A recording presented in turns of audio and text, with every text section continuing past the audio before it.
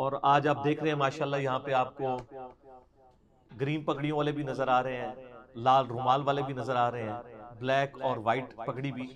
یہ ایسی محفل میلاد تو شاید انڈیا پاکستان بنگلہ دیش میں کسی نے ہی دیکھی ہو کہ یہ تمام کے تمام لوگ ایک جگہ پر جمع ہوں اس حوالے سے کہ وہ کتاب و سنت کی بات کو سنیں۔ الحمدللہ میرے بھائیو، آپ میں سے اکثر لوگ میرے ماضی سے واقف ہیں کہ میں اپنی پیدائش 4 اکتوبر 1977 سے لے کر آلموسٹ 2007 کے اینڈ تک 30-31 سال تک بریلوی رہا، اور اس میں یعنی 10 سال تک سبز پگڑی باندھتا رہا ہوں، 1990 سے لے کر 2000 تک، اور آج میں نے 18 سال کے بعد دوبارہ سے گرین پگڑی جو ہے وہ پہنی ہے۔ اس کے بعد میرا 2008 میں کچھ عرصہ جو ہے وہ دیوبند کے ساتھ گزرا، پھر اہل حدیث کے ساتھ بھی، اہل تشیع کو بھی سٹڈی کیا میں نے، یعنی تمام مکاتب فکر کو سٹڈی کیا۔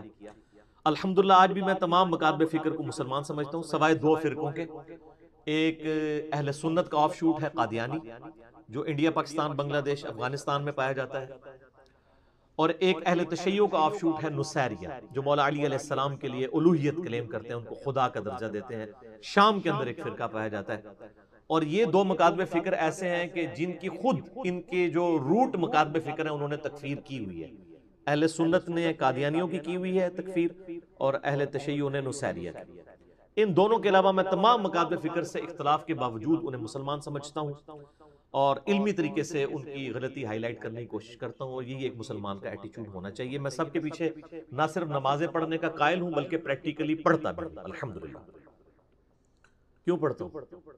کیونکہ نہ میں وہابی نہ میں بابی، میں ہوں مسلم علمی کتابی، یعنی نہ ہم سو کالڈ وہابی ہیں، کوئی علمی بات کر دے اسے کہتے ہیں یہ وہابی ہو گیا، اور نہ ہم بابی ہیں۔ یہ بابی کی ٹرم میں نے ڈیوائز کی ہے وہابی کے مقابلے پر، کہ بابوں کے ماننے والے، بابوں کا جھوٹا دفاع کرنے والے، بلکہ ہم علمی کتابی مسلم ہیں۔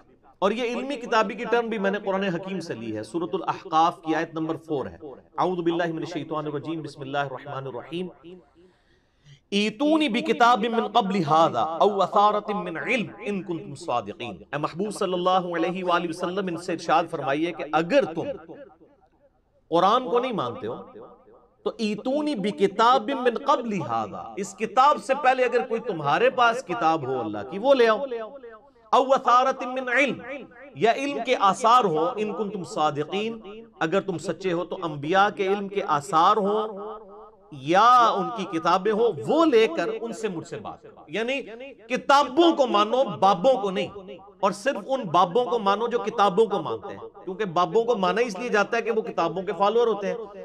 اگر کوئی بابے کتابوں کو ماننا چھوڑ دیں، الٹا کتابوں کے دشمن بن جائیں اور یہ کہنا شروع کر دیں کہ کتابوں سنت ڈائریکٹ نہ پڑھو گمراہ ہو جاؤ گے، تو ایسے بابوں کی تو بابیت لے لینی چاہیے۔ تو نہ میں وہابی نہ میں بابی، میں ہوں مسلم علمی کتابی۔ اس میں ہے نا ایتونی بکتاب من قبل ھذا او اثارۃ من علم، کتاب بھی آیا علم بھی آیا۔ میرے بھائیو الحمدللہ میں اکثر یہ اعلان کرتا رہا ہوں، اب بڑے عرصے سے میں اس کو سکپ کر دیا تھا لوگ تنگ نہ ہو جائیں، لیکن آج کی چونکہ محفل میلاد کا تقاضا ہے کہ میں یہ چیز بتاؤں کہ الحمدللہ میری روٹی دین کے ساتھ نہیں جڑی ہوئی، میں اپنی ذات کی خاطر دین سے 1 روپیہ کمانے کو بھی حرام سمجھتا ہوں۔ یہی وجہ ہے کہ میں نے فرقہ واریت کو 3 طلاقیں دے کر اور 4 بلکہ 5 تکبیریں پڑھ کر ہمیشہ کے لیے دفنا دیا ہے، کیونکہ جو شخص فرقہ واریت میں پڑ جائے وہ کبھی بھی آپ کو سچ بات نہیں بتائے گا، اسے فوراً فکر لگ جائے گی کہ اگر میں نے مسجد کے پلیٹ فارم سے سچائی کی بات کی تو میرے مسجد کی کمیٹی مجھے فارغ نہ کر دے، تو پھر میرے بال بچوں کا کیا بنے گا؟ اس لیے وہ سچائی کی بات نہیں بتا سکے گا، الا ماشاءاللہ کوئی لاکھوں میں ایک ہو۔ Exceptions are always there. اللہ تعالیٰ سے دعا کریں کہ اس دن سے پہلے کہ ہماری روٹی دین کے ساتھ جڑ جائے، اللہ تعالیٰ ہمیں ایمان و عافیت کے ساتھ مدینہ شریف میں موت، بقیع غرقد میں مدفن، اور جنت الفردوس میں اپنے محبوب صلی اللہ علیہ وآلہ وسلم کا پڑوس نصیب فرمائے، آمین۔ یہ نہ سمجھیے گا کہ میں سورس آف انکم دین کو بنانے کو حرام سمجھتا ہوں، سبسسٹنس لیول پہ میں جائز سمجھتا ہوں، اس پہ میرے کلپس موجود ہیں، لیکن آج کے دور میں اس فتنے کی وجہ سے شیطان داخل ہو رہا ہے۔ 2 ہی بڑے فتنے ہیں نا جی، مال کا فتنہ اور عورت کا فتنہ۔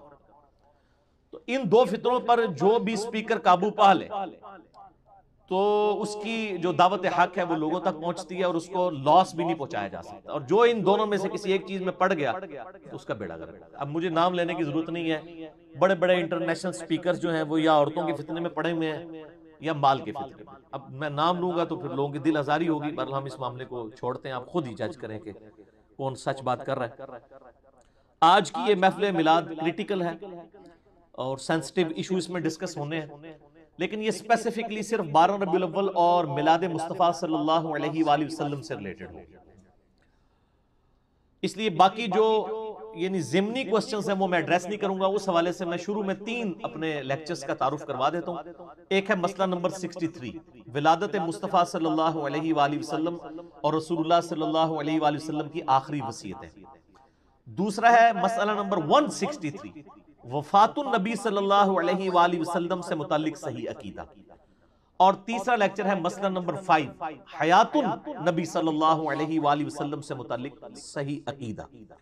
تو ہم اللہ سے دعا کرتے ہیں، رب اشرح لی صدری ویسر لی امری واحلل عقدۃ من لسانی یفقهوا قولی، ربنا آتنا فی الدنیا حسنہ وفي الآخرة حسنة وقنا عذاب النار، ربنا آتنا من لدنك رحمة وهيئ لنا من أمرنا رشدا، لا إله إلا أنت سبحانك إني كنت من الظالمين، حسبنا الله ونعم الوكيل، ولا حول ولا قوة إلا بالله العلي العظيم، يا حي يا قيوم برحمتك أستغيث.